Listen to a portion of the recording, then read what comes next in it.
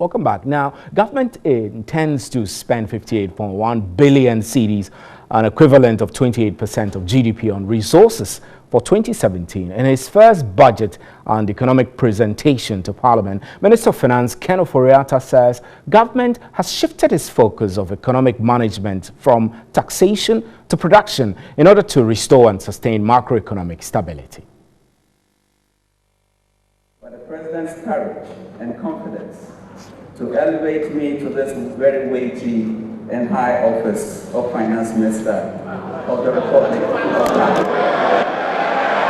Finance Minister Ken Ofori-Atta did not miss out on the usual heckling from the minority side when he started with his presentation.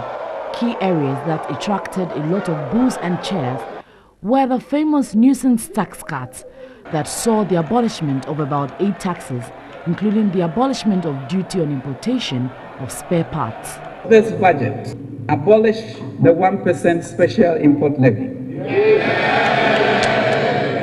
Abolish the 17.5% VAT on financial services. Will abolish the 5% VAT on real estate sales. To all of our friends in Abosokai, we would abolish duty on the importation. Budget deficits for the year stands at 13.2 billion Ghana cedis, that is 6.5% of GDP, which will be financed through domestic and foreign sources. Overall GDP growth rate for the year is also expected to stand at a rate of 6.3%. Ken Ofori-Atta pledged to protect the public purse, cut inefficiencies, and adopt effective debt management strategy. All right, let's do some analysis on this. Bernard Ozumensa is with NERA Africa and is a financial analyst. He joins me in the studio. Good evening, sir. How are you? I'm doing good. Good, good. So the budget, everyone was expecting the budget to have everything. I mean, people were expecting a lot of cuts on energy, a lot of cuts on petroleum, and a lot of cuts in taxes, general taxes overall. So for you, as a financial analyst, is this what you were expecting? I think largely to the very extent that some of the promises they captured in their manifesto, because that was the document that brought them into power. So to the extent that a lot of things that they had said, they tried to at least initiate steps in bringing them on board in the first budget. I think it was somewhat possible. It's a good position that they are saying. But one thing that they also have to know is that if you are to cut tax, it doesn't necessarily mean that revenue will fall.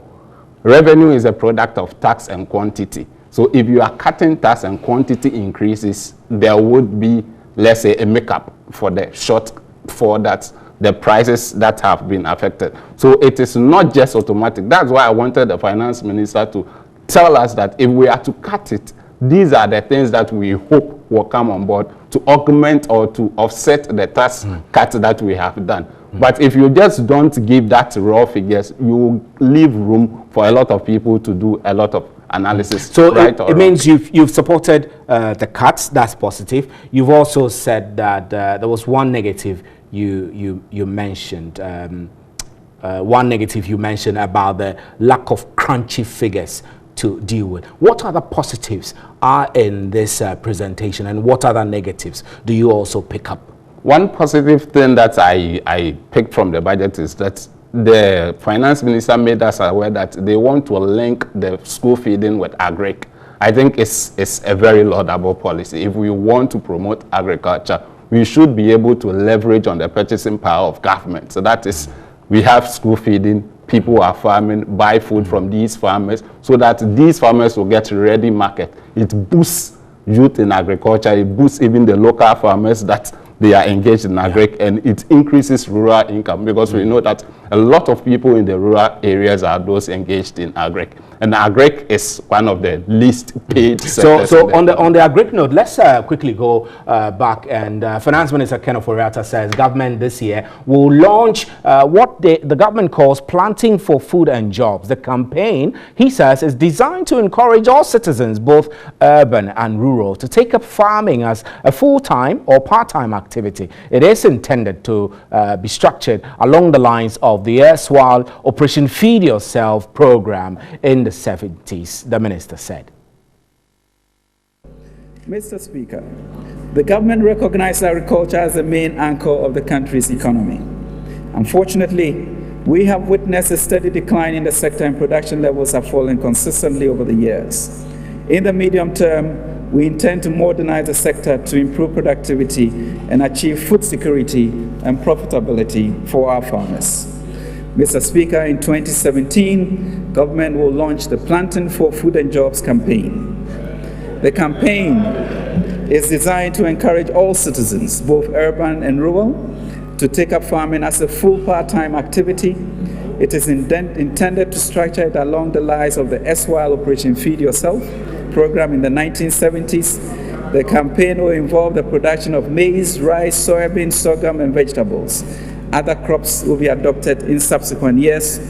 The campaign will be anchored on 5 pillars, namely provision of improved seeds, supply of fertilizers, provision of dedicated extension services, marketing, and e-agriculture and monitoring. This initiative, Mr. Speaker, is expected to increase the production of maize by 30% from the current production levels, rice by 49%, soybean by 25%, and sorghum by 28%. This will create 750,000 jobs in both direct and indirect employment. The ministry will import improved seeds to augment any shortfall for the Planting for Food and Jobs campaign. Mr. Speaker, in 2017, the ministry will continue the fertilizer subsidy program to help increase the productivity of our farmers. To this effect, we intend to distribute nationwide an expected 180,000 metric tons of subsidized fertilizer.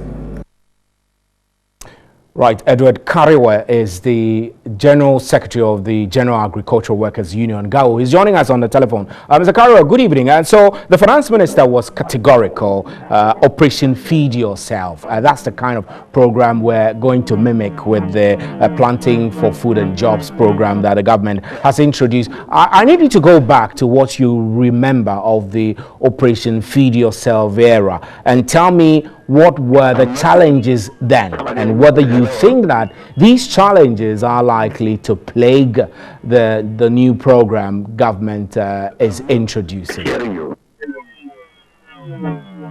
Mr. Kariwa.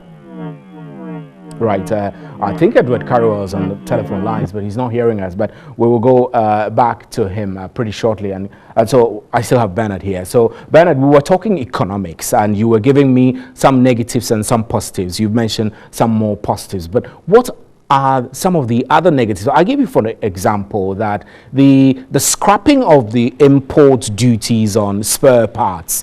There are many who are arguing that if we do that as a country, we might end up encouraging junk to be dumped into our country by these spare parts dealers, and that also obviously comes with its cost of recycling, effect on the environment, and all of that. Are you in favor or against the scrapping of the import taxes, duty taxes on spare parts? I think with this with this component, we have two paradigms. We have those who are for, those who are against. Those for, if you are looking at scrapping spare parts, what you have to look at is spare parts will affect transportation, and about 45% of our cost of food in urban areas is as a result of transport costs. So if you are cutting spare parts costs, it affects transportation, it affects food prices, especially at the rural urban areas, and it affects even inflation at the general level of nationhood. I see. So it means that there is a positive. So if you want to let people understand this policy, you just have to do a cost-benefit analysis. We'll come to the cost-benefit analysis. Let's quickly take Edward Kariwa, who is the General Secretary of the General Agricultural Workers Union, joining us. Mr. Kariwa, I was saying that the government has announced this Planting for Food and Jobs program, which we're told mimics the Operation Feed Yourself program that was run in the 70s. I'm sure you may have a fair recollection of what happened under the Operation Feed Yourself. Can you tell us what some of the challenges were, and whether you think that these challenges have the potential of repeating themselves with the implementation of this current program of Planting for Food and Jobs? Yeah, certainly the programs are similar. However, we are going to have them implemented at different times, and the circumstances are different.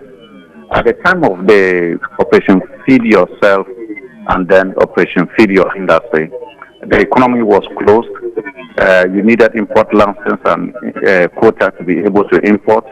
We were indeed under a military regime, and that was the order of the day in the global dimension. Today, we have got to this economy already. We have signed up the WTO protocols, which enjoins us to liberalize the economy. We have also signed on to ECOWAS protocol that allows free movement of goods and services. So, even though the policies are similar, they are being implemented at different times. At different times. So your view is that the implementation today have a great chance of success than it did in the 70s, correct?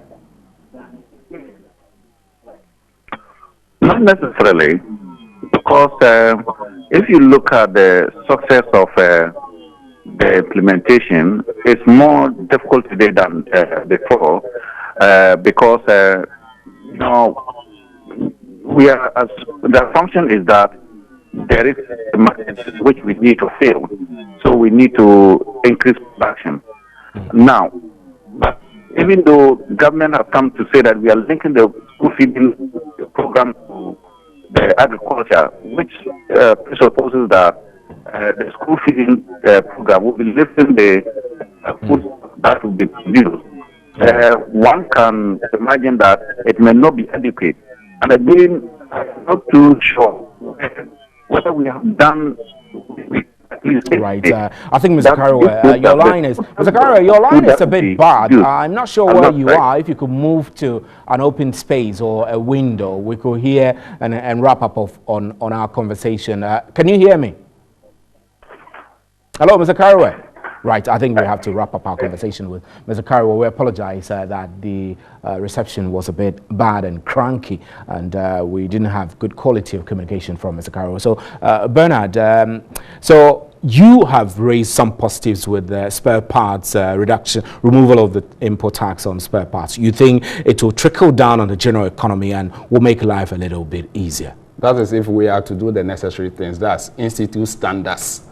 If you are talking about junk just coming into the system, standards can counteract that. There is the likelihood of a moral hazard problem that we just have to make sure that people at the border areas will be strengthened so that they will keep smuggling.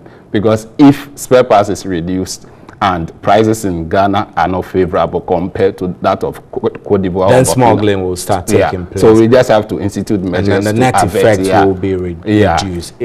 Right. So we're grateful for your time, Bernard Owusu. Thanks for passing through. Bernard Owusu is with NERA Africa and is also an economist. I'm Stephen Anti, and I must say that we're live on 3FM 92.7.